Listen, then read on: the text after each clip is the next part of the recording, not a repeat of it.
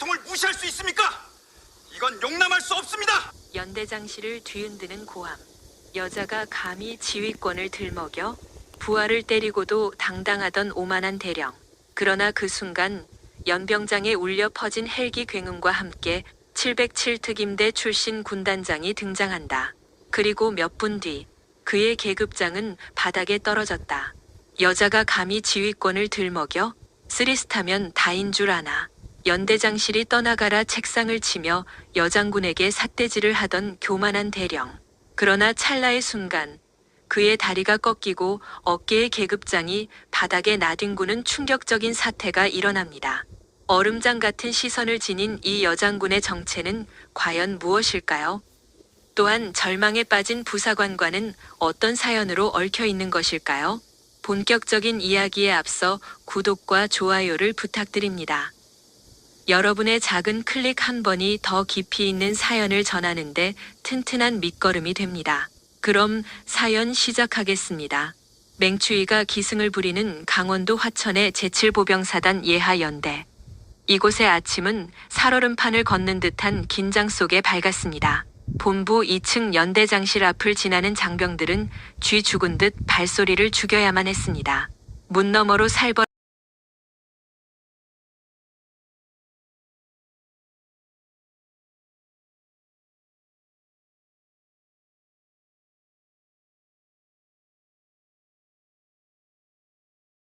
전체를 쥐고 흔들었습니다.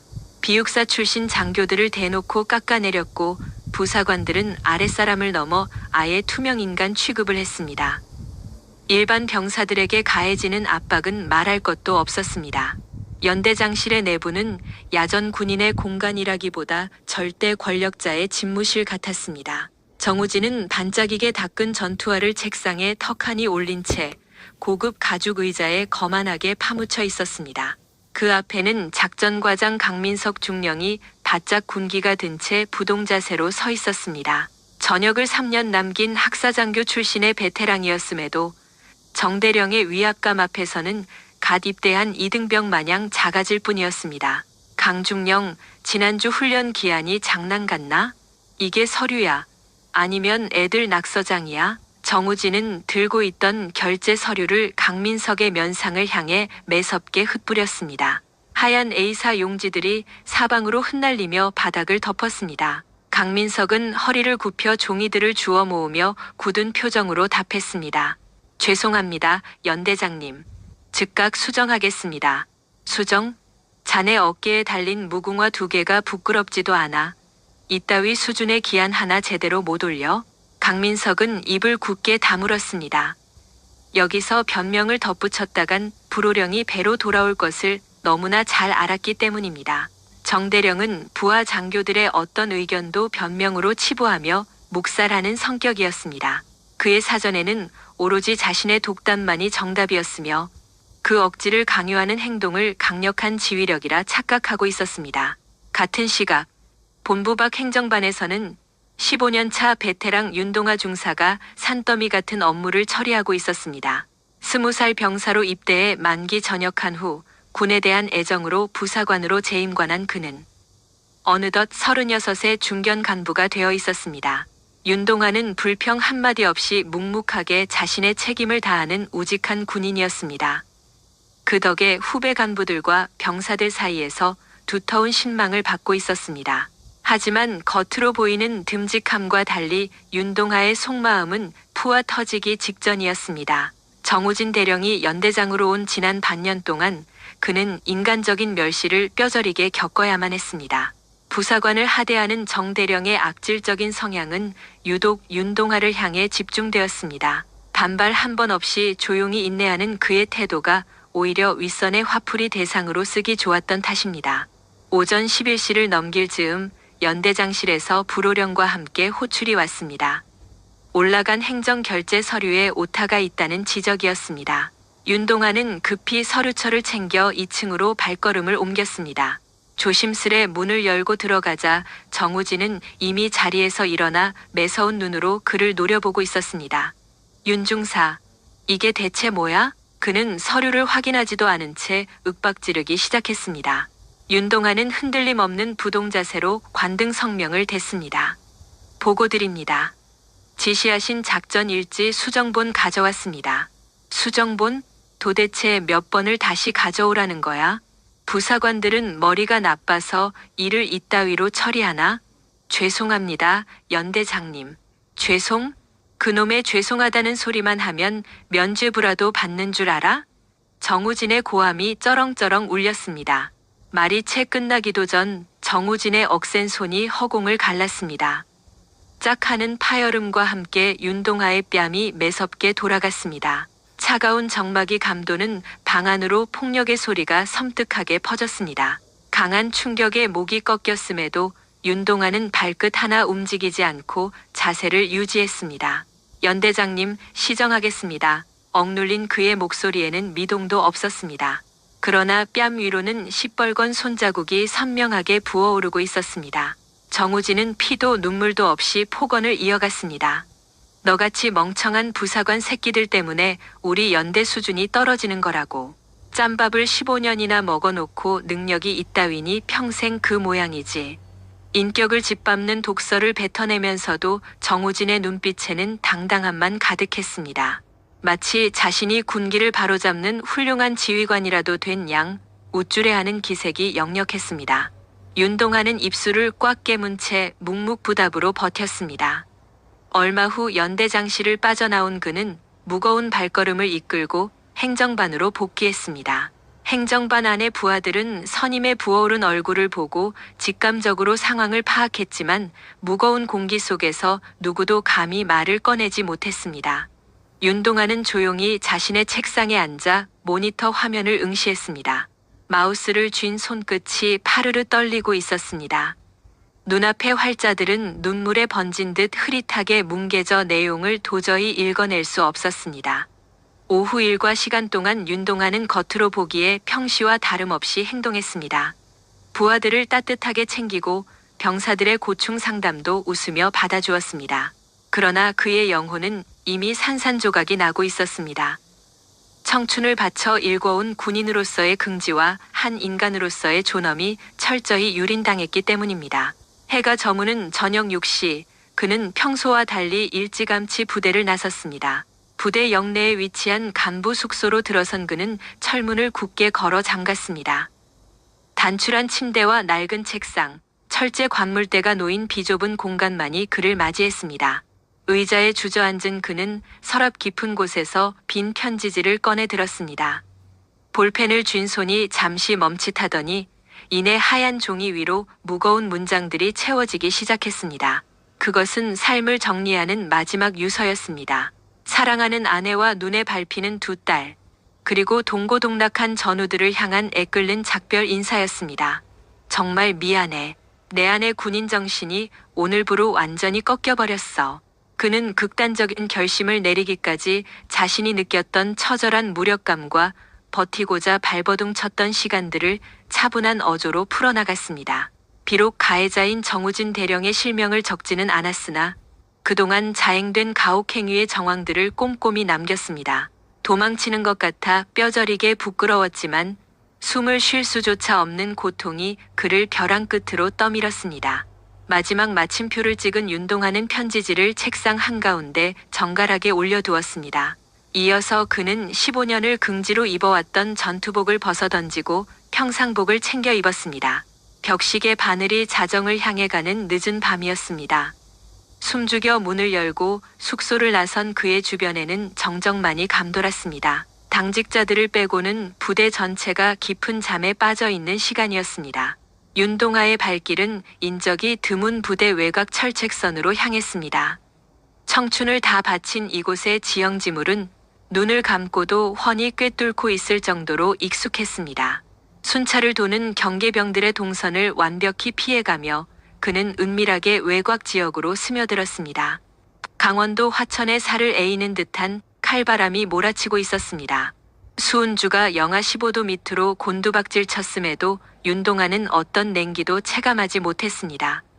조각난 그의 멘탈과 심장은 이미 차갑게 식어버린 뒤였습니다. 그의 발길이 멈춘 곳은 유지보수가 미흡해 철조망이 헐거워진 사각지대였습니다.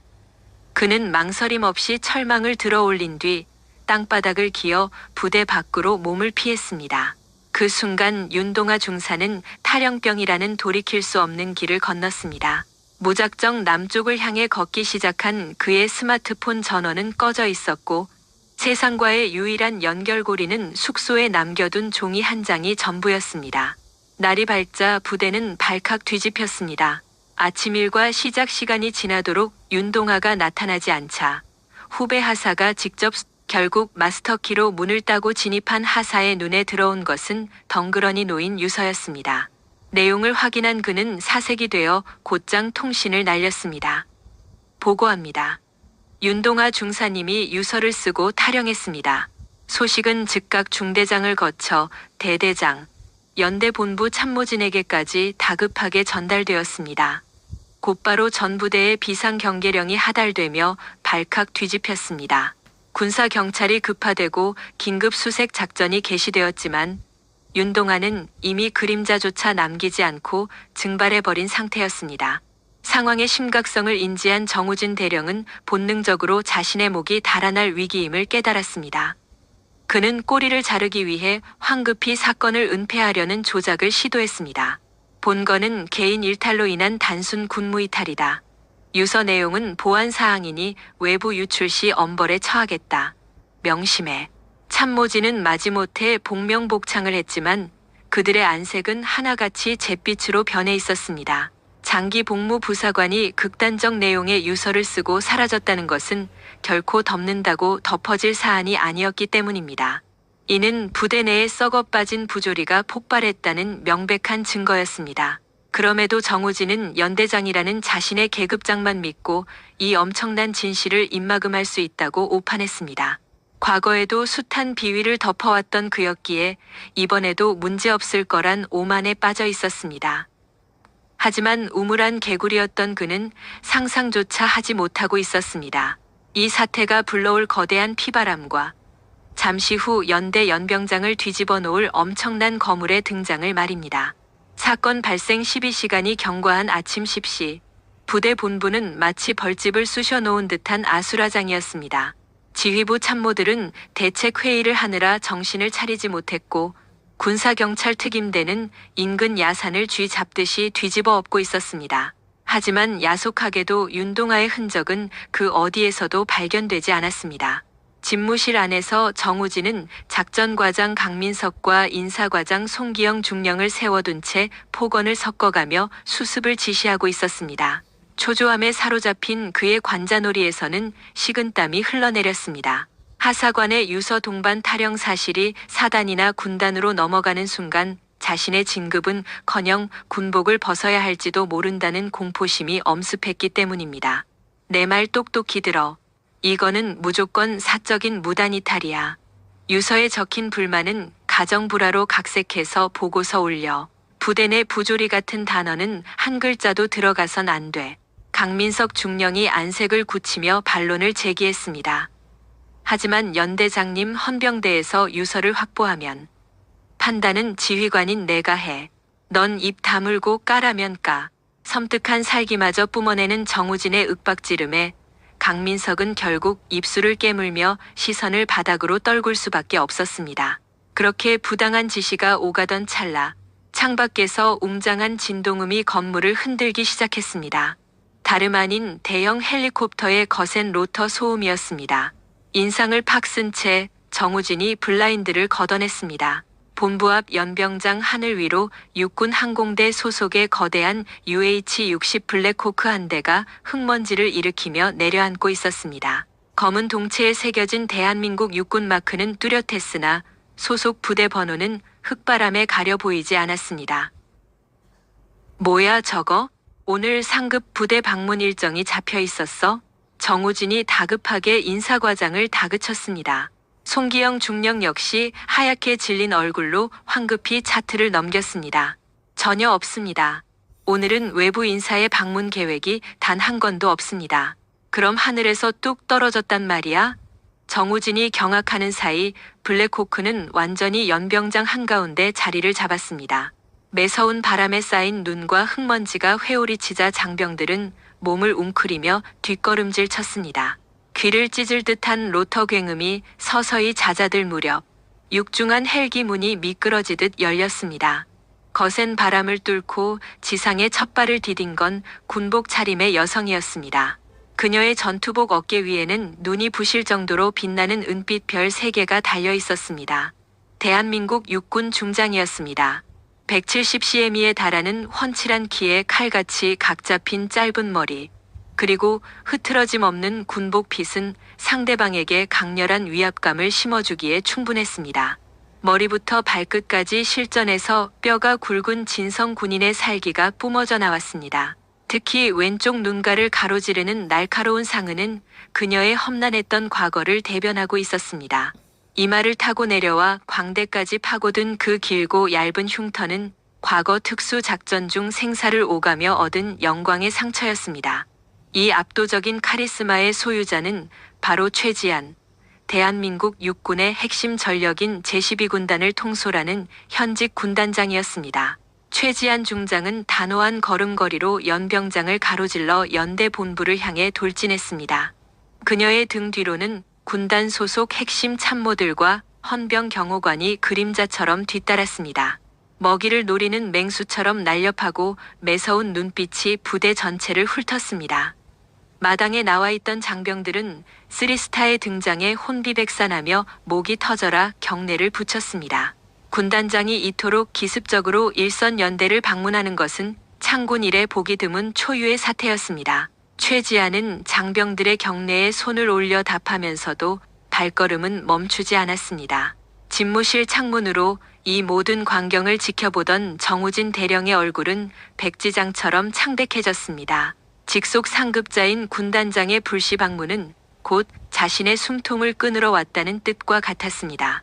정우진은 사시나무 떨듯 떨리는 손으로 전투복 깃을 가다듬고 황급히 복도로 튀어나갔습니다. 혼비백산한 참모들 역시 헐레벌떡 연대장의 뒤를 쫓았습니다. 본관 현관문을 거침없이 박차고 들어온 최지한은 1층 로비를 가로질렀습니다. 때마침 2층에서 굴러떨어지듯 내려오던 정우진 일행과 정면으로 맞닥뜨렸습니다. 정우진은 반사적으로 자세를 고쳐잡고 칼각으로 손을 올렸습니다. 충성, 제12군 단장님, 예하 연대장 대령 정우진입니다. 미처 연락을 받지 못해 지휘관 영접을 준비하지 못했습니다. 최지한은 그의 다급한 보고를 받으며 가볍게 경례를 되돌려 주었습니다. 그러나 그녀의 싸늘한 표정에는 어떠한 온기도 깃들어 있지 않았습니다. 불시 점검이 기본 원칙 아닌가? 잔말 말고 연대 장실로 안내해. 네, 알겠습니다. 모시겠습니다. 정우진은 벌벌 떨면서 2층 지휘관실을 향해 길을 열었습니다. 등줄기를 타고 흐르는 차가운 땀을 느끼며 정우진이 문을 열었습니다. 방 안으로 들어선 최지한의 날카로운 시선이 내부를 훑더니 곧장 책상 위에 널브러져 있던 흙 묻은 전투화에 꽂혔습니다. 기겁한 정우진이 황급히 전투화를 바닥으로 집어 던지며 변명을 늘어놓았습니다. 군단장님, 제가 무좀이 심해서 잠시. 됐고 자리에 앉아. 노가리 깔 시간 없어. 최지한은 그의 구차한 변명을 단칼에 묵살하고 회의 테이블 상석을 차지했습니다. 쭈뼛대며 정우진과 참모진이 착석하자 그녀는 들고 온 태블릿 PC를 탁자 한가운데 내려놓았습니다. 어젯밤부터 오늘 아침 사이에 귀관의 연대에서 부사관 한 명이 증발했다는 첩보를 입수했다. 당장 상황 브리핑해. 마른 침을 꿀꺽 삼킨 정우진은 떨리는 목소리를 가다듬기 위해 안간힘을 썼습니다. 보고 올리겠습니다. 윤동아 중사가 어제 일과 이후 미복귀한 상태입니다. 즉각 수색조를 투입해 동선을 추적 중이며 현재로서는 단순한 군무 이탈로 가닥을 잡고 있습니다. 단순 타령이라고? 최지한의 눈동자가 싸늘하게 번뜩였습니다. 그녀는 태블릿의 잠금을 해제한 뒤 기기를 정우진의 눈앞으로 밀어붙였습니다. 환하게 켜진 액정 화면 속에는 윤동아가 남기고 간 자필 유서가 스캔본 형태로 띄워져 있었습니다. 이걸 보고도 그딴 소리가 나와? 정우진의 낯빛이 흑빛으로 변했습니다. 자신이 감추려 했던 유서가 이미 군단장의 손에 들어가 있다는 사실에 그는 사색이 되었습니다. 최지안이 차가운 음성으로 챙기를 박았습니다. 내용을 보아하니 심각한 갑질과 언어폭력이 난무했던데 귀관은 예하 부대에서 벌어진 이 만행을 파악하고 있었나? 군단장님, 그게 사실은. 변명하지 말고 대답해. 알고 있었어? 몰랐어? 최지안의 일갈이 벼락처럼 내리꽂혔습니다. 더 이상의 거짓말은 통하지 않는다는 것을 직감한 정우진은 마지못해 고개를 숙였습니다. 파악하고 있었습니다. 알고 있었으면서 단순 이탈로 허위 보고를 하려 했단 말이지? 부대 명예가 실추되는 것을 막기 위한 고육지책이었습니다. 명예 실추를 막아? 군 부사관이 목숨을 담보로 유서를 남기고 사라졌는데 이게 조용히 덮을 일로 보이나? 최지안이 주먹으로 책상을 강하게 내리쳤습니다. 쾅하는 파열음이 집무실 안을 집어삼켰습니다. 혼비백산한 지휘부 참모들의 어깨가 요동쳤습니다. 정우진이 다급하게 입을 열었습니다. 군단장님, 오해가 있으십니다. 윤 중사는 평소 심각한 부부싸움으로 우울증을 가정불화라고 남겨진 유서에는 가정사에 대한 언급이 전혀 없었다. 오직 부대 내에서 겪은 가혹행위와 수치심만이 적혀 있을 뿐이었다. 최지안은 매서운 눈초리로 정우진을 노려보았다. 그녀의 서늘한 기세에 짓눌린 정우진은 슬그머니 시선을 피했다. 윤동아 중사가 마지막으로 목격된 장소는 어디인가? 작전과장 강민석이 즉각 보고했다. 확인 결과 어제 심야 11시 반쯤 윤 중사의 스마트폰 GPS 신호가 경남 산청군의 지리산 자락에서 끊긴 것으로 파악되었습니다. 지리산이라는 보고에 최지안의 미간이 좁아졌다. 화천에서 무려 300km 밖으로 벗어난 것이다. 윤동아가 그 먼 곳으로 향했다는 건 분명한 목적이 존재한다는 의미였다. 하필 지리산을 택한 이유가 무엇인지 알아냈나? 아직 원인 규명은 안 되었습니다. 의자에서 일어난 최지안은 창가로 걸어가 연병장에서 훈련받는 장병들을 물끄러미 내려다보았다. 짧은 침묵 끝에 그녀가 뱅 돌아서며 지시를 내렸다. 당장 지리산으로 수색대를 파견한다. 연대장과 작전과장도 내 차량에 탑승해 헌병 병력과 의료진을 대동하고 우리 군단 특수수색대도 작전에 투입시켜라. 정우진이 당혹스러운 얼굴로 반문했다. 군단장님, 지금 당장 움직이려면 물자 확보에 시간이. 준비는 차 안에서 마친다. 30분 뒤 무조건 출발이야. 최지안의 어조에는 타협의 여지가 없었다.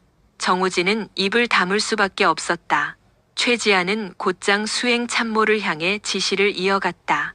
지휘 통제실을 통해 산청 지역 경찰 및 119 구조대와 한 라인을 구축해 주변 부대에도 윤동아 중사의 신상 정보와 몽타주를 넘겨 공조 수색을 명령하도록 알겠습니다. 참모가 다급히 통신기를 드는 사이 최지안의 날선 시선이 다시 정우진에게 향했다. 정연대장, 윤동아 중사가 어째서 극단적인 선택을 암시하는 글을 남겼는지 파악하고 있나? 정우진은 꿀먹은 벙어리처럼 침묵했다. 최지안이 정우진의 코앞까지 다가섰다. 내 지휘 아래 있는 군인은 별이든 작대기 하나든 모두 내 책임하에 있다. 그런데 직속 지휘관이라는 자가 부하의 자살 시도 이유조차 짐작하지 못한다는 게 말이 되나? 면목 없습니다. 변명과 사과는 사태 수습 후에 정식으로 듣지. 최우선 과제는 윤동아 중사의 신변 확보야. 최지안이 거침없이 지휘관실 문을 박차고 나갔다.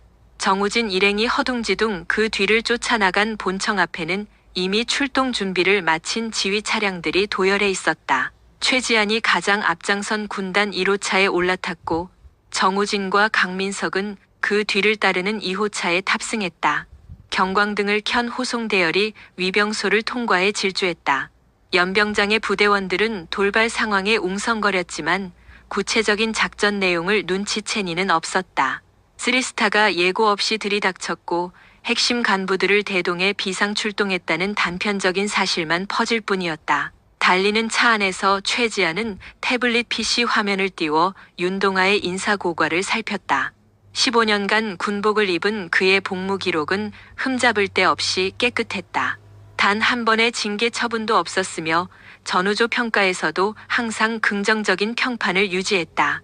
이토록 모범적인 부사관이 죽음을 결심하고 이탈했다면 소속 부대 내부에 터차 터진 병폐가 있다는 결정적 반증이었다. 최지안의 시선이 빠르게 스쳐가는 창밖 풍경에 머물렀다.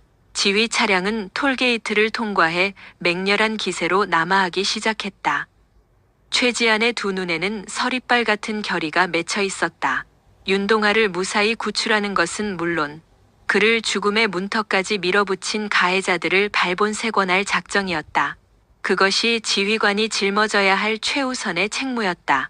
강원도 화천에서 경남 산청까지는 물리적으로 상당한 시간과 거리가 소요되는 여정이었다. 최지안이 탑승한 1호차를 선두로 한 레토나 행렬은 굉음을 내며 아스팔트 위를 미끄러지듯 내달렸다.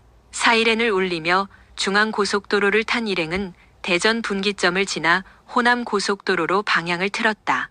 시계가 오후 2시를 가리킬 무렵에야 군 차량들이 경남 산청 땅을 밟을 수 있었다. 한반도 이남 최고의 험지로 꼽히는 지리산은 웅장한 위용을 자랑하고 있었다. 천왕봉 언저리에는 짙은 구름이 깔려 있었으며 한겨울의 고산지대 기후는 한치 앞을 내다보기 힘들 정도로 매서웠다. 차문이 열리자마자 최지안은 날카로운 눈썰미로 베이스 캠프의 동태를 살폈다. 관할 경찰과 119 구조대원들이 이미 진을 치고 있었고 지역 방위사단에서 파견된 수색 대원들도 스탠바이 상태였다. 최지안은 통제본부가 꾸려진 산청군청 내 임시회의실로 성큼성큼 걸어갔다. 그곳에는 지자체 재난 책임자들과 관할 대대장이 비상 대기 중이었다. 최지안은 의례적인 수인사만 마친 채 본론으로 직행해 현황 보고를 지시했다. 관할 경찰서 형사과장이 지도 앞으로 나서며 입을 열었다. 군단장님, 어젯밤 자정 무렵 윤동아 중사의 기지국 신호가 최종적으로 끊긴 좌표가 여기입니다. 천왕봉 북서편의 험준한 능선 지대일 확률이 높습니다. 브리핑 보드를 응시하던 최지안이 즉각 질문을 던졌다. 해당 좌표로 접근 가능한 정규 루트가 존재하는가? 존재하긴 하나 동절기 입산 통제구역으로 묶여 있습니다. 눈이 턱 밑까지 쌓이는 데다 낙석 사고 우려가 커서 현재 폐쇄 상태입니다. 통제구역인데 어떻게 진입했다는 거지? 인적이 끊긴 야간을 틈타 우회로로 진입했을 가능성에 무게를 두고 있습니다. 간밤에 산청 읍내 편의점 방범 카메라에 윤 중사와 인상착의가 일치하는 남성이 찍혔습니다. 초코바와 물을 산 뒤 곧장 산등성이를 향해 걸어가는 모습이 담겼죠. 최지안은 말없이 고개를 주걱거렸다. 윤동아의 발걸음은 뚜렷한 종착지를 향하고 있었던 게 분명했다. 최지안은 고개를 돌려 119 구조대장을 쳐다보았다. 현재 수색 진척 상황은 어떻습니까? 초입부터 3km 구간을 훑었으나 푹푹 빠지는 폭설 탓에 족적 식별이 불가능합니다. 게다가 기상 상황이 갈수록 나빠져서 최지안은 어두워지는 창밖을 향해 시선을 던졌다. 잿빛으로 물든 하늘에선 이미 굵은 눈발이 흩날리는 중이었다. 저녁 무렵에는 대설주의보가 발효될 예정이라는 기상 통보도 있었다. 가용 인력을 몽땅 끌어모아 수색망을 넓히세요. 골든타임이 얼마 안 남았습니다. 최지안이 냉철하게 결단을 내렸다. 지휘관 본인도 산에 오르겠다는 의사를 밝히자 정우진 대령이 기겁하며 나섰다. 군단장님, 절대 안 됩니다. 기상 악화가 심각한데 장성급 지휘관이 험지에 오르시다니요. 정 대령은 통제소나 지켜. 내가 직접 간다. 최지안은 정우진의 호들갑을 가볍게 무시하며 야전상에 위에 두꺼운 방한 파카를 걸쳤다. 전투화 대신 방한화를 동여매고 군장을 챙긴 그녀가 막사를 나섰다. 그녀의 뒤로 호위 병력과 핵심 참모진, 그리고 최정예 구조대원들이 줄지어 따라붙었다. 3시 정각 최지안 일행은 천왕봉 등반로 초입을 통과했다. 굵어진 눈발에 삭풍까지 매섭게 불어닥치고 있었다. 허벅지 근처까지 쌓인 폭설이 발목을 잡았지만 최지안은 선두에서 직접 러셀을 해가며 강행군을 이어갔다. 산길을 탄 지 1시간 남짓 지나자 눈앞이 하얗게 지워졌다. 매서운 눈폭풍이 일행을 덮친 탓이다. 앞장서던 119 구조대원이 목청을 높였다. 가시거리가 제로에 가깝습니다. 여기서 더 전진하는 건 무리입니다. 그러나 최지안의 발걸음은 참지 않았다. 방수 헤드램프의 불빛에 의지한 채 고집스럽게 산을 올랐다. 머릿속에는 벼랑 끝에 몰려 이곳을 찾은 윤동아의 굳은 표정이 어른거렸다. 그는 필시 살얼음판 같은 추위 속에서 사투를 벌이고 있을 터였다. 시침이 오시를 넘기자 일몰과 함께 칠흑 같은 어둠이 깔렸다. 최지안이 패딩 안주머니에서 무전기를 뽑아들고 베이스 캠프를 호출했다. 현 위치 천왕봉 서북 능선 5km 앞. 수색을 속행한다. 이상. 치직거리는 잡음을 뚫고 산청서장의 다급한 무전이 날아왔다. 기상이 최악입니다. 안전을 위해 전원 철수하십시오. 아직 윤중사 흔적도 못 찾았소. 무전 통신을 강제로 일축한 최지안은 묵묵히 눈보라 속으로 파고들었다. 사를 A는 얼음바람이 얼굴을 강타했지만 최지안의 표정은 흔들림이 없었다. 과거 707 대테러 부대 시절 이보다 끔찍한 극한지에서도 임무를 완수한 뼈굵은 특전사 출신이었다.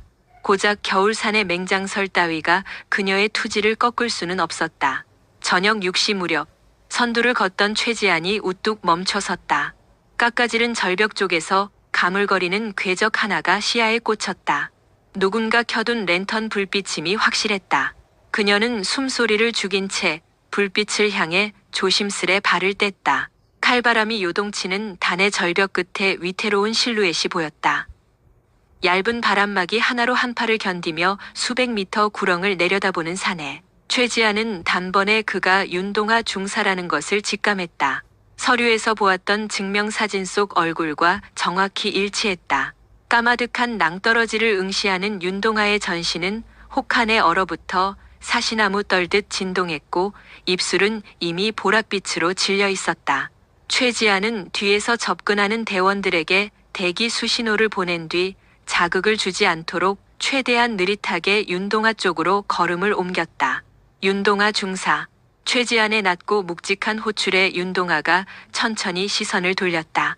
동공의 초점이 풀려 멍한 기색이 역력했다. 군단장이 코앞에 나타났음에도 아무런 감정의 동요 없이 덜덜 떨리는 음성으로 물었다. 대체 누구십니까? 최지안이 한뜀 더 거리를 좁히며 신분을 밝혔다. 이군 단장 최지안이다. 윤 중사를 데리러 왔다. 윤동아의 입가에 자조적인 미소가 번졌다. 이군 단장. 윤동아의 입가에 자조적인 미소가 번졌다. 윤동아의 입가에 쓰리스타 지휘관이 왜 저 따위를 살리러 여기까지 오셨습니까? 저는 어차피 살 가치도 없는 놈입니다. 착각하지 마. 자네 인생은 아직 마침표를 찍지 않았어. 최지안은 윤동아의 어깨를 나란히 할 만큼 바짝 다가섰다. 이윽고 전투복 상의에 붙은 쓰리스타 벨크로를 북뜨던의 눈밭에 던져버렸다. 장군의 권위마저 내려놓은 그녀는 빈손을 벌린 채 윤동아에게 다가갔. 이 순간부터 나는 지휘관이 아니다. 목숨을 나누는 전우의 자격으로 널 데리러 온 거다. 최지안의 진심 어린 선언에 윤동아의 흐릿한 눈망울이 흔들리며 물기가 맺혔다. 제가 군단장님의 전우라고요? 저같이 버림받은 부사관을 그리 불러주시는 겁니까? 태극기를 달고 조국의 충성 맹세를 한 이상 우리는 계급장을 떼고 피를 나눈 전우가 맞다. 최지안은 마침내 윤동아와 어깨를 맞댈 만큼 아슬아슬한 벼랑 끝자락까지 걸어왔다. 발 아래로는 현기증이 날 만큼 깊고 까마득한 골짜기가 아가리를 벌리고 있었다. 화들짝 놀란 윤동아가 만류했다. 장군님, 발 헛디디면 죽습니다. 어서 뒤로 가십시오. 내 전우가 사지에 있는데 나만 안전한 곳에 빠져 있을 순 없지. 최지안의 결연한 눈빛이 윤동아의 젖은 눈과 얽혔다. 어느새 최지안의 눈시울도 붉게 달아올라 있었다. 자네가 남긴 글을 전부 읽어봤어. 그동안 부대 내에서 얼마나 피눈물을 흘렸을지 짐작이 가더군.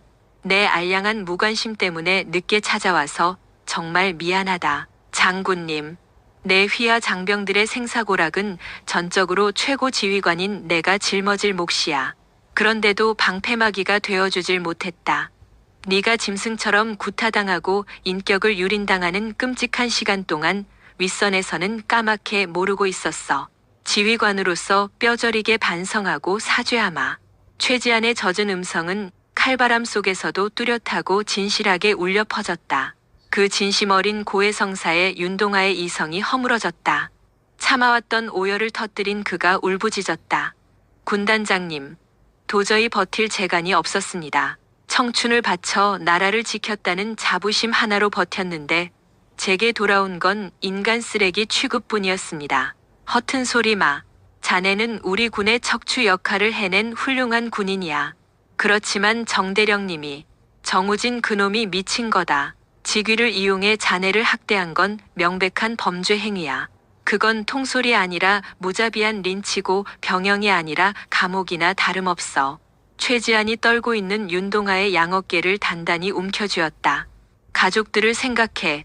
댁에서 아빠만 오매불망 기다리는 처자식이 있잖아. 게다가 윤중사만 믿고 의지하던 소대원들은 어쩔 셈인가? 자네가 이대로 눈을 감으면 남은 사람들은 생지옥을 겪게 될 거야. 못난 저 때문에 주위 사람들이 다칠까봐 너무 무섭습니다. 틀렸어. 네가 스스로 목숨을 끊는 게 가족과 부하들의 가슴에 대못을 박는 짓이야.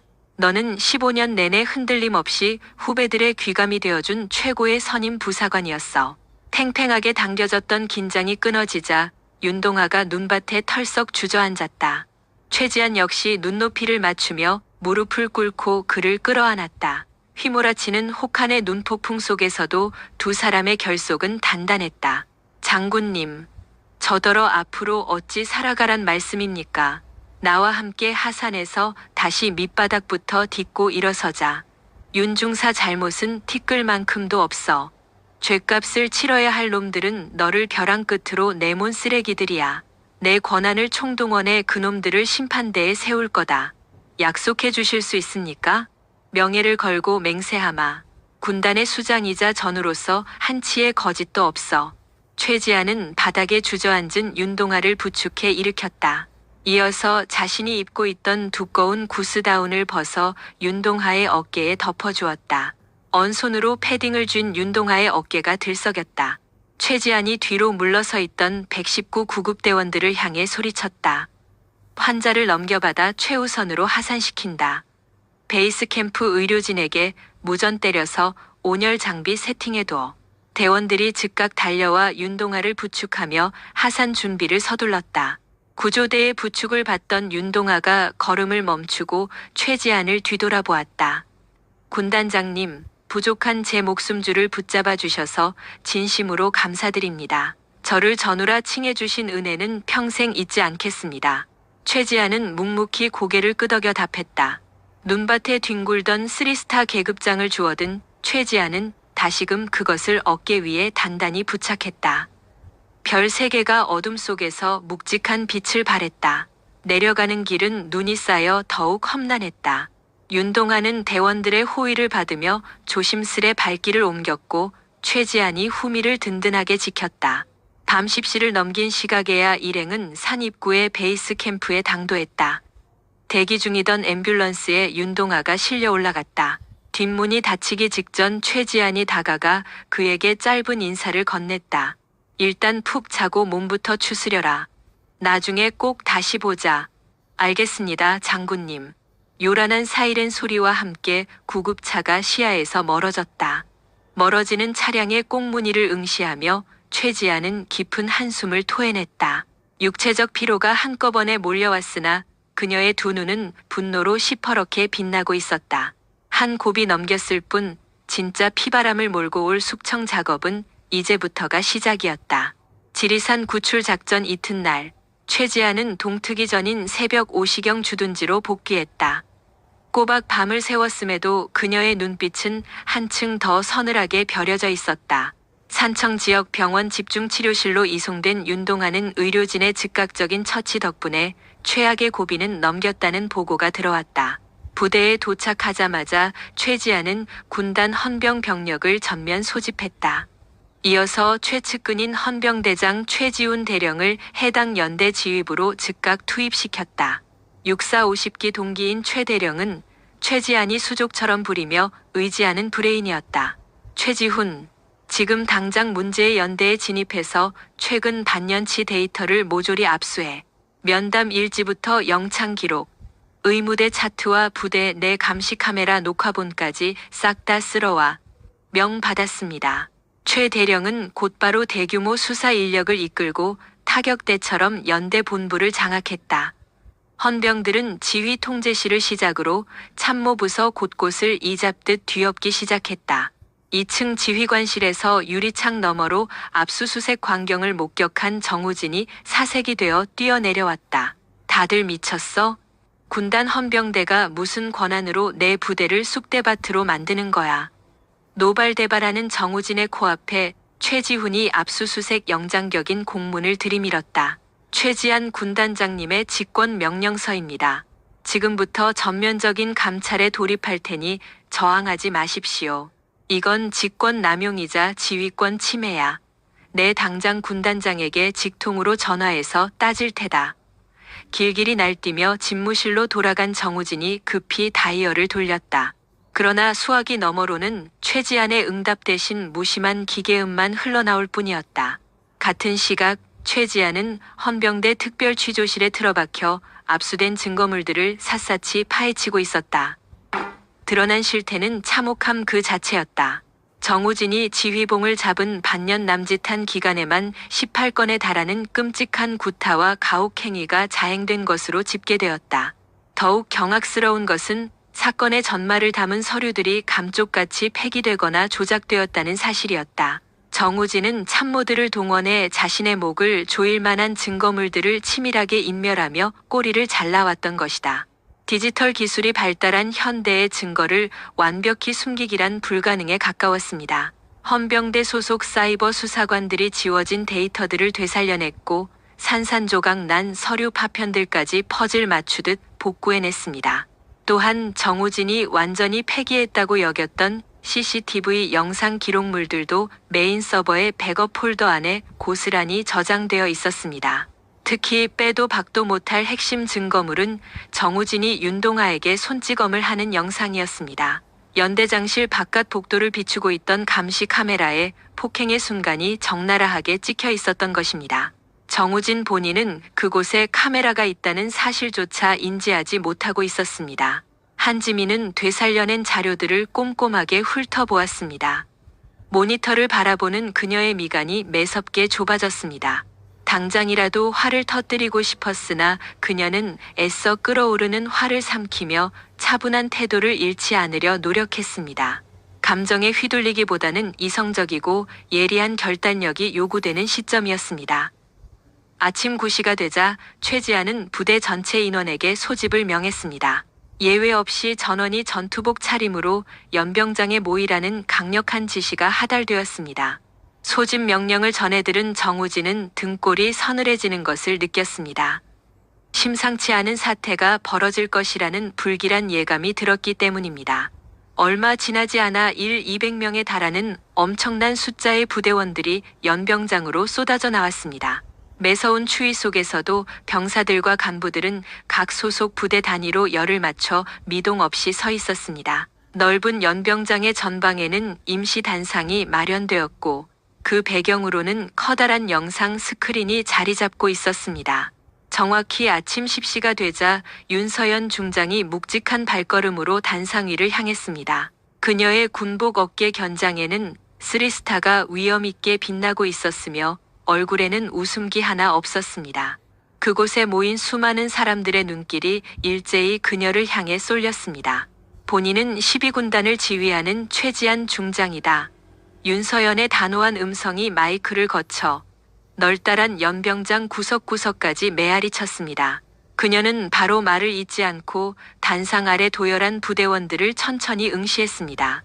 이윽고 그녀의 입술이 다시 열렸습니다. 본관은 어제 지리산 일대에서 우리 부대 소속의 윤동아 중사를 찾아냈다. 안타깝게도 최 중사는 마지막 편지를 남긴 채 탈영하여 극단적인 선택을 시도하려 했다. 도대체 어떤 이유로 그런 선택을 했을까? 최지한이 무거운 물음을 던진 뒤 입을 굳게 다물었습니다. 도열에 있던 수많은 장병들 중 감히 입을 떼는 사람은 단 한 명도 없었습니다. 최중사는 장장 15년이라는 긴 세월 동안 조국에 헌신해온 모범적인 군인이었다. 그런 자가 왜 유서까지 품고 산속으로 숨어들었겠는가? 진실은 명백하다. 바로 이곳에서 감내하기 힘든 가혹 행위에 시달렸기 때문이다. 최지안이 손을 들어 단상 뒤편에 설치된 대형 모니터를 가리켰습니다. 곧바로 빔 프로젝터가 켜지며 영상 하나가 흘러나왔습니다. 영상의 배경은 다름 아닌 연대장 집무실 밖 복도의 감시 카메라 화면이었습니다. 재생된 화면 속에는 정우진이 무자비하게 윤동아의 얼굴을 가격하는 모습이 적나라하게 포착되어 있었습니다. 그것을 본 수천 명의 병사들 사이에서 일순간 충격의 탄성과 수군거림이 퍼져나갔습니다. 이미 폭행 사실을 알고 있던 이들도 적지 않았지만 이렇게 대형 스크린으로 마주하니 충격은 배가 되었습니다. 단상 아래에 있던 정우진은 사색이 되었습니다. 정우진 연대장 당장 단상 위로 올라오라. 최지안의 호통 같은 지시가 이어졌습니다. 정우진은 당황하여 머뭇거리다가 무거운 발걸음을 이끌고 단상 중앙으로 이동했습니다. 1000명이 넘는 부하들의 따가운 시선이 그의 몸에 꽂혔습니다. 정우진은 억지로 부동자세를 유지하려 애썼지만 두 다리가 미세하게 요동치고 있었습니다. 정우진 대령, 지금 본 화면에 대해 해명해보라. 저것은 올바른 군기를 잡기 위한 교육 목적에서 교육이라고? 부하의 얼굴에 손을 대는 짓거리가 교육이란 말인가? 최지안의 음성에는 얼음장 같은 냉기가 서려 있었습니다. 정우진이 다급하게 변명거리를 찾으려 입을 떼었지만 최지안이 매몰차게 잘라버렸습니다. 구차한 변명 따위는 필요 없다. 있었던 일만 답해라. 윤동아 중사에게 폭력을 행사한 사실이 있는가, 없는가? 손을 댄 것은 맞습니다. 그렇다면 다른 부하 간부들이나 용사들에게도 손찌검을 했는가?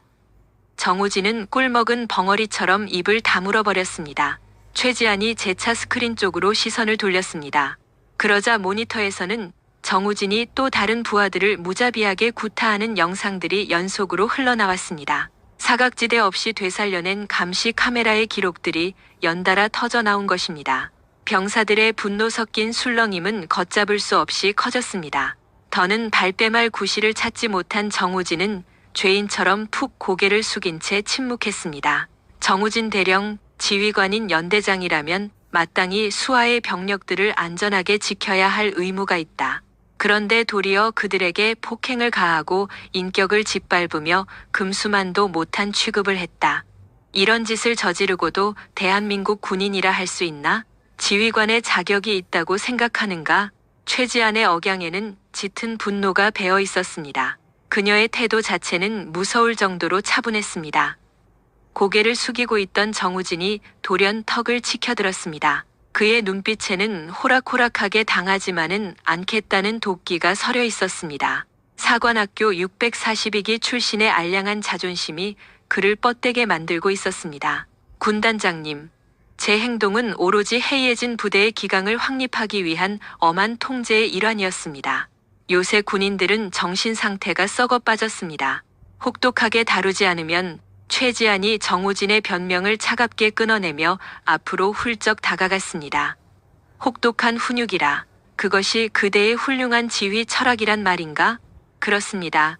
본래 군대라는 조직은 찰나의 순간 윤서연이 씨는 전투화가 허공을 갈랐습니다. 그녀의 묵직한 발차기가 정우진의 정강이 뼈를 자비 없이 걷어찼습니다. 퍽 하는 파열음이 터지며 정우진이 괴성을 지르고 고꾸라졌습니다.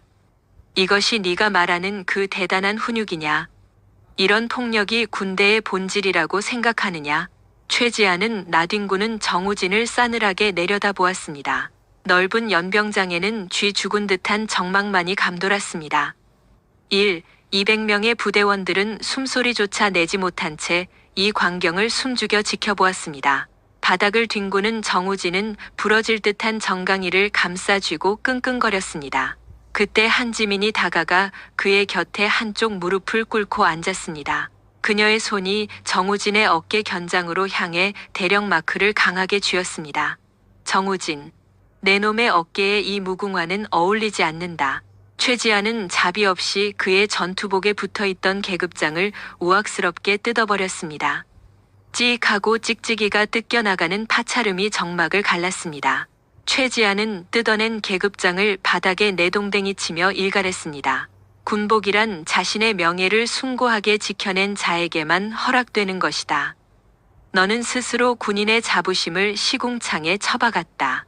알량한 권력으로 부하들에게 주먹을 휘두르고 범죄 흔적까지 지우려 한 자가 어찌 군복을 입겠는가. 강민지는 몸을 일으켜 다시 단상 중앙으로 발걸음을 옮겼습니다. 확성기 마이크를 다시 거머쥔 그녀가 단호하게 명령을 하달했습니다. 현 시간부로 제7보병사단 소속 정우진 대령의 연대장 보직을 박탈한다. 헌병대 병력은 즉시 저자를 체포하여 군사재판에 회부할 절차를 밟도록. 적용될 죄목은 가혹행위 및 폭행, 증거 조작, 그리고 지휘권 남용이다. 명령이 떨어지자마자 대기하던 헌병들이 정우진의 양옆으로 밀어닥쳤습니다. 그는 어떻게든 제 힘으로 일어서려 발버둥 쳤으나 타격받은 정강이의 고통 탓에 비틀거렸습니다. 결국 헌병들이 양쪽에서 그의 팔을 강제로 붙들고 일으켜 세운 뒤 은빛 수갑을 채웠습니다. 말도 안 됩니다. 저는 일개 사병이 아니라 연대장입니다. 군단장님이라도 이런 식의 처사는 월권입니다. 정우진이 발악하며 악을 썼습니다. 그러나 윤서연의 시선은 이미 그에게서 완전히 벗어나 있었습니다. 헌병들에 의해 반강제로 질질 끌려가는 정우진의 초라한 뒷모습을 수많은 부하 장병들이 묵묵히 응시할 뿐이었습니다. 소란이 잦아들자 연병장에는 다시금 무거운 정적이 내려앉았습니다. 최지안이 천천히 마이크를 입가로 가져갔습니다. 부대원 제군들, 너희는 방금 전 지휘관이었던 한 인간의 비참한 최후를 두 눈으로 보았을 것이다. 그러나 이 사건은 종착역이 아닌 새로운 출발점에 불과하다. 본관은 썩어버린 이 부대를 밑바닥부터 뜯어고치겠다. 억압과 두려움이 지배하는 곳이 아닌 서로에 대한 믿음과 전우애가 살아 숨쉬는 진짜 군대로 탈바꿈시키겠다.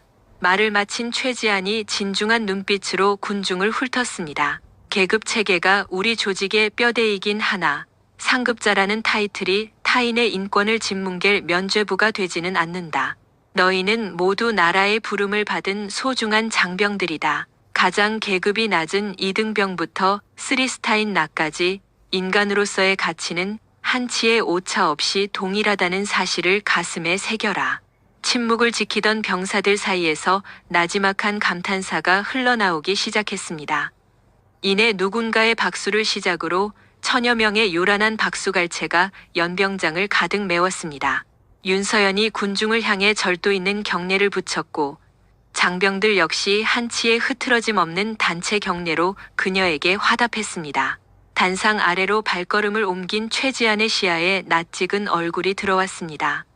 작전 과장직을 맡고 있는 강민석 중령이었습니다. 그의 두 눈시울은 이미 붉게 달아올라 눈물이 맺혀 있었습니다. 군단장님, 저희 부대원들을 지옥에서 꺼내주셔서 진심으로 감사드립니다. 울먹이는 강민석의 어깨를 최지안이 든든하게 다독여 주었습니다. 강 과장, 앞으로 이 부대의 무너진 기강을 수습하는 건 자네 몫이야. 정우진이란 쓰레기가 망쳐놓은 흔적들을 자네 손으로 깨끗이 지우고 새로 기반을 다지게 해낼 자신 있나? 목숨을 바쳐서라도 바로잡겠습니다. 훌륭한 각오다. 내 지원은 아끼지 않으마. 대화를 마친 한지민이 등을 돌려 연병장을 빠져나갔습니다. 부대원들은 멀어지는 그녀의 듬직한 뒷모습에서 오랫동안 눈을 떼지 못했습니다. 이 역사적인 사건을 기점으로 화천에 위치한 문제의 부대는 뼈를 깎는 쇄신을 시작하게 되었습니다. 정우진이 포승줄에 묶여 끌려간 지도 어느덧 3주의 시간이 지났습니다.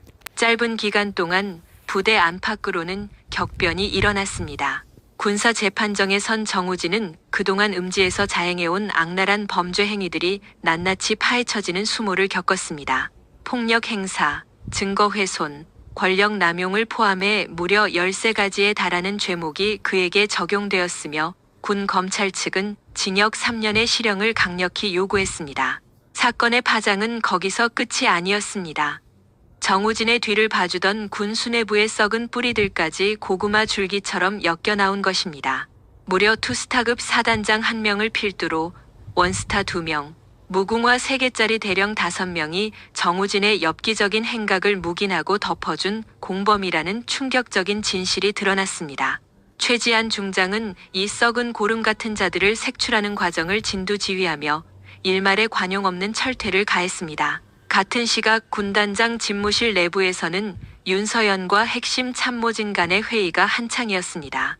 헌병대를 이끄는 최지훈 대령이 브리핑을 시작했습니다. 군단장님, 정우진 게이트에 대한 대대적인 수사가 막바지에 접어들었습니다. 조사 결과 연루된 간부만 도합 13명이며 전원 직위 해제와 함께 엄중한 징계를 내릴 예정입니다. 뒤를 봐주던 적폐 세력들을 모조리 잘라냈다는 뜻이군. 그렇습니다. 이번 숙청을 계기로 우리 군에 잔존하던 악습의 고리들을 크게 끊어낼 수 있었습니다. 보고를 받은 윤서연이 수긍한다는 듯 고개를 주걱거렸습니다. 그럼에도 그녀의 낯빛은 밝아지지 않았습니다.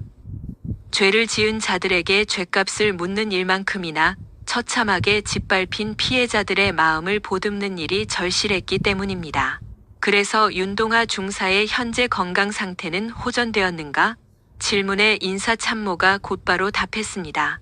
예, 윤 중사는 산청의료원에서 2주에 걸친 외상치료를 마친 뒤 지금은 국군수도병원으로 옮겨져 정신과적인 트라우마 치료를 병행 중입니다. 주치의의 소견에 따르면 심리적인 안정감을 꽤 많이 되찾았다고 합니다. 부대로 다시 돌아올 생각은 있다고 하던가? 송기영은 포기하지 않고 훌륭한 군인으로서 다시 복무하고 싶다는 강한 의지를 내비쳤습니다. 그제야 최지한의 입에서 길게 참았던 안도의 숨이 흘러나왔습니다. 윤동아가 군복을 벗지 않겠다고 다짐한 것은 그가 우리 군 조직의 자정 능력을 다시금 믿어주기 시작했다는 긍정적인 신호였습니다. 아주 다행스러운 소식이군. 강충사가 건강을 완전히 회복해 복귀 절차를 밟게 되면 즉시 내게 알리도록 명심하겠습니다. 그 지시가 내려진 지 일주일 만에 윤동아 중사는 부대로 돌아가겠다는 공식적인 입장을 전해왔습니다. 전언을 들은 최지한은 지체 없이 그가 입원해 있는 국군수도병원으로 발길을 재촉했습니다. 수행원이나 경호 인력조차 물린 채 호련히 병원을 찾은 것이었습니다. 마침내 병원 1층 대기실에서 윤서연과 윤동아의 재회가 이루어졌습니다. 단정한 사복을 입은 윤동아가 조용히 서서 그녀를 맞이했습니다. 삶의 끈을 놓으려 했던 지리산에서의 그 처절했던 표정은 온데간데 없고 이제 그의 안색에는 제법 건강한 활력이 깃들어 있었습니다. 윤지민이 병실에 들어서자 윤동아가 서둘러 자세를 바로잡으며 경례를 했습니다. 군단장님께 대하여 경례. 최지한은 가볍게 손을 들어 답례를 한 뒤 그의 침상 곁으로 다가갔습니다. 쉬어. 앉아도 좋아. 두 사람은 병원 정원의 벤치에 나란히 자리를 잡았습니다. 최지한은 윤동아의 안색을 살피며 부드럽게 물었습니다. 건강은 많이 회복된 것 같군. 모두 군단장님 덕분입니다. 그날 중장님이 안 계셨다면 저는 이미 목숨을 잃었을지도 모릅니다. 틀렸어. 살아남겠다는 자네의 의지가 자네를 구한 거야. 나는 그저 손을 내밀었을 뿐이지. 윤동아의 시선이 아래로 향했고 그의 눈시울이 붉어졌습니다. 중장님, 절벽에서 저를 향해 해주셨던 그 한마디. 제가 여전히 자랑스러운 군인이며 동료라고 외쳐주셨을 때 비로소 제가 살아갈 이유가 있다는 것을 깨달았습니다. 자네는 처음부터 훌륭한 군인이었어. 그저 자네의 진가를 알아보지 못하고 억누르려 했던 무리가 있었을 뿐이지. 최지한은 따뜻한 손길로 윤동아의 어깨를 토닥였습니다. 윤동아 중사, 다시 현장으로 복귀할 마음의 준비는 끝났나? 네, 중장님. 저는 다시 총을 쥐고 싶습니다. 그리고 이제는 명예로운 군대의 일원으로서 헌신하고 싶습니다. 반드시 그렇게 만들어주지. 내가 보장하겠네. 윤지민이 서류 가방을 열어 결제판을 하나 꺼내 밀었습니다. 그곳엔 윤동아의 새로운 발령장이 꽂혀 있었습니다. 이게 자네의 새로운 발령장이야. 굳이 예전 그곳으로 갈 필요는 없어. 자네가 원한다면 내 직속 부대로 발령을 낼 수도 있지. 윤동아는 잠시 허공을 응시하더니 이내 단호하게 고개를 가로저었습니다. 아닙니다. 원래 있던 화천으로 가겠습니다. 저를 믿고 따르던 소대원들이 그곳에 남아 있습니다. 피하지 않고 그곳에서 새 출발을 하겠습니다. 최지아는 윤동아의 흔들림 없는 눈동자를 마주 보았습니다. 과거의 상처를 극복한 단단한 의지가 엿보였습니다. 훌륭하군. 자네의 굳은 결심을 지지하겠네. 윤지민이 먼저 벤치에서 일어서자 윤동아도 곧바로 자세를 바로 잡으며 일어났습니다. 최 중사, 명심해야 할 것이 하나 있네. 지난 사건의 책임은 결코 자네에게 있지 않아. 자책감은 버려두게. 행여라도 부대 내에서 불합리한 상황을 마주하게 된다면 즉각 내게 보고하도록 해. 명심하겠지? 명심하겠습니다, 중장님. 서로를 향해 굳건한 경례를 끝으로 만남은 마무리되었습니다. 병원 정문을 나서는 최지안의 시선이 높은 하늘에 닿았습니다. 살을 에이는 듯한 겨울 바람 속에서도 내리쬐는 볕은 제법 포근했습니다. 며칠이 지나 윤동아는 마침내 화천 주둔지로 돌아왔습니다. 막사 초입에 들어서자마자 연대 본부 앞 마당을 가득 채운 병력들이 눈에 띄었습니다. 윤동아와 생사고락을 함께했던 옛 부대원들이 그를 마중 나온 것입니다. 최 중사님 무사히 오셨습니까? 후임 부사관들이 반색하며 윤동아에게 우르르 몰려들었습니다. 윤동아는 환하게 웃으며 그들의 어깨를 감싸 안았습니다. 마치 오랜 시간 떠나 있던 고향집에 돌아온 듯한 안도감이 밀려왔습니다. 새로운 연대장 대리 강민석 중령 역시 윤동아의 복귀를 진심으로 환영했습니다. 정우진이 비리로 인해 체포된 직후 강민석이 혼란스러운 연대를 임시로 지휘하고 있던 참이었습니다. 최 중사, 복귀를 축하하네. 부대원들 전부 자네가 오기만을 손꼽아 기다렸어. 환대해 주셔서 감사합니다. 연대장님, 강민석은 윤동아의 손을 굳게 맞잡으며 조용한 어조로 속삭였습니다. 자네가 병원에 있는 사이 부대 내에 대대적인 개혁이 있었지. 우리 연대는 과거의 오점을 씻고 새롭게 태어나고 있네. 자네도 그 변화의 중심에 서게 될 거야. 윤동아는 묵묵히 긍정의 미소를 보였습니다. 윤동아의 시선이 부대 곳곳을 훑었습니다. 건물과 시설은 그대로였으나 공기마저 달라진 듯했습니다. 강압에 짓눌려 있던 병사들의 표정은 밝아졌고 간부들 또한 억압 없이 주도적으로 훈련을 준비하고 있었습니다. 윤동아가 부대에 완벽히 적응해갈 무렵인 복귀 4일차, 최지안 중장이 화천 부대를 공식적으로 시찰하러 왔습니다. 사전에 일정이 공지된 터라 전 장병이 연병장의 도열에 그녀를 맞이했습니다. 자랑스러운 부대원 여러분, 오늘 본관은 지휘관이 아닌 훈련병의 자격으로 이 자리에 섰다. 최지안의 파격적인 선언의 대열 곳곳에서 놀란 숨소리가 새어나왔습니다. 군단 장급 장성이 일반 병사들의 훈련에 동참하는 것은 전례가 없는 일이었기 때문입니다. 나 역시 별을 달기 이전에 여러분과 피땀을 흘리는 대한민국의 군인일 뿐이다. 오늘 하루만큼은 모든 계급장을 떼어내고 오직 전우회로 뭉친 한 명의 보병으로서 훈련에 임하겠다.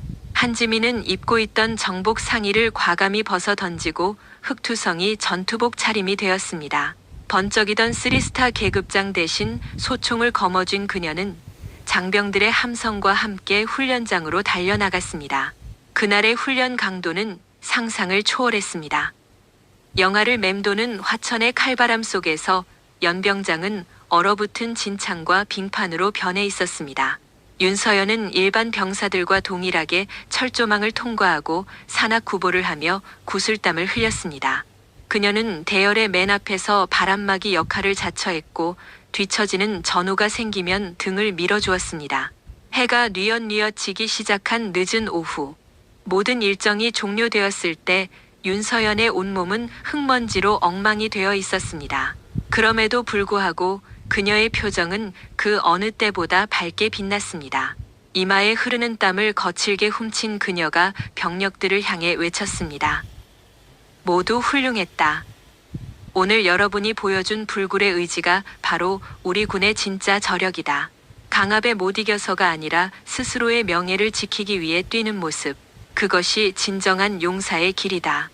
병사들의 뜨거운 함성이 훈련장을 뒤흔들며 험준한 화천의 산봉우리로 메아리쳐 퍼져나갔고 최지아는 벅찬 표정으로 화답했습니다. 흙먼지를 털어낸 최지아는 사병식당으로 발걸음을 옮겼습니다. 그녀는 취사병이 배식해주는 식판을 들고 병사들 틈에 섞여 대기줄을 섰습니다. 처음엔 군단장의 등장에 얼어붙었던 병사들도 그녀의 소탈한 태도에 금세 경계를 풀었습니다. 빈자리를 찾던 최지아는 자연스럽게 윤동아의 맞은편에 자리를 잡았습니다. 최 중사, 복귀 후 생활은 좀 어떤가? 네, 중장님. 전우들의 배려 덕분에 금방 감을 되찾고 있습니다. 무엇보다 마음이 한결 편안해졌습니다. 다행이군. 최지안의 시선이 시끌벅적한 식당 내부를 향했습니다. 병사와 간부가 한데 어우러져 웃음꽃을 피우며 식사하는 풍경이 펼쳐졌습니다.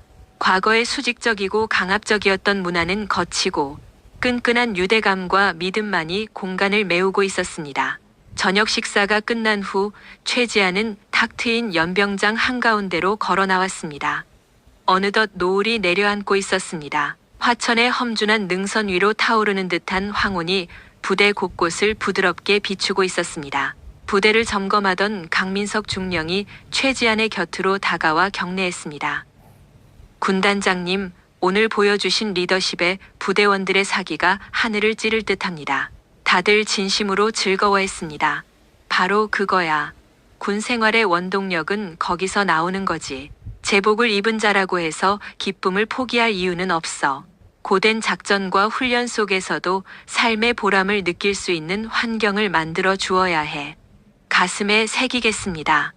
최지아는 붉게 물든 연병장을 거닐며 당부를 이어갔습니다. 강민석 중령, 머지않아 정식 연대장으로 임명될 걸세. 그때 이 말을 잊지 말게. 장병들은 지휘관의 권력을 뽐내기 위한 도구가 아니야. 생사를 함께할 소중한 전우들이지. 그들을 존중 속에서 이끌어 나가게. 절대 잊지 않겠습니다. 군단장님. 강민석의 우렁찬 대답을 뒤로하고 한지민은 대기 중인 헬기에 탑승했습니다. 육중한 프로펠러가 굉음을 내며 회전하자 기체가 허공으로 가볍게 솟아올랐습니다. 헬기 창문 너머로 생기를 되찾은 화천 부대의 전경이 한눈에 들어왔습니다. 어둠이 내리는 와중에도 연병장에서는 힘찬 기합 소리가 울려 퍼지고 있었습니다. 아래를 내려다보며 최지아는 다짐했습니다. 진정한 개혁은 지금부터라고. 정우진과 같이 썩어빠진 적폐를 도려내는 작업도 필요하지만 근본적으로 건강한 병역 문화를 뿌리내리는 것이 핵심이었습니다. 오랜 시간이 걸릴 험난한 여정이겠지만 윤서연은 결코 이 싸움에서 물러설 생각이 없었습니다. 헬기는 화천의 험준한 산악지대를 지나 남쪽으로 기수를 돌렸습니다. 발 아래 펼쳐진 광활한 국토를 보며 최지아는 전국 각지에서 헌신하는 전 장병들을 떠올렸습니다. 모든 군인이 스스로를 자랑스러워하며 웃을 수 있는 군대, 그녀가 만들고자 하는 미래였습니다. 같은 시각 화천 부대 막사에서는 일조 점호가 아닌 활기찬 저녁 점호가 진행되고 있었습니다. 윤동아 중사는 후임병들 옆에 듬직하게 서 있었습니다. 그의 입가에 핀 편안한 미소는 그가 기나긴 절망의 돛에서 완전히 벗어났음을 증명했습니다. 더 이상 그의 마음속에 과거의 트라우마는 남아있지 않았습니다. 곁에서 숨쉬는 동료들과 믿고 따를 수 있는 전우들, 그리고 자신들의 방패가 되어줄 참된 지휘관이 존재한다는 사실이 그를 강하게 만들었기 때문입니다. 짙은 어둠이 깔린 화천 하늘에 무수히 많은 별이 반짝이기 시작했습니다. 그 영롱한 빗무리 아래서 대한민국 군대의 새로운 장이 서서히 열리고 있었습니다. 시청자 여러분, 오늘의 에피소드는 어떻게 들으셨습니까? 참된 지휘관의 자격은 억압적인 힘이 아니라 부하를 향한 진심 어린 존중에서 비롯됩니다. 화려한 장군의 별조차도 부하들과 진흙밭을 구르며 땀 흘릴 각오가 없다면 쇠조각에 지나지 않습니다. 절망에 빠진 이에게 기꺼이 어깨를 내어주는 용기만이 굳어버린 세상을 긍정적으로 변화시킬 수 있습니다. 영상을 보신 여러분 모두가 주변의 소중한 이들에게 든든한 버팀목이 되어주시기를 기원합니다. 여러분의 따뜻한 관심과 구독은 채널을 운영하는 데 큰 원동력이 됩니다. 유익한 시간이 되셨다면 좋아요와 알림 설정, 다정한 댓글을 부탁드리며 평안하고 웃음 가득한 하루 보내시길 바랍니다.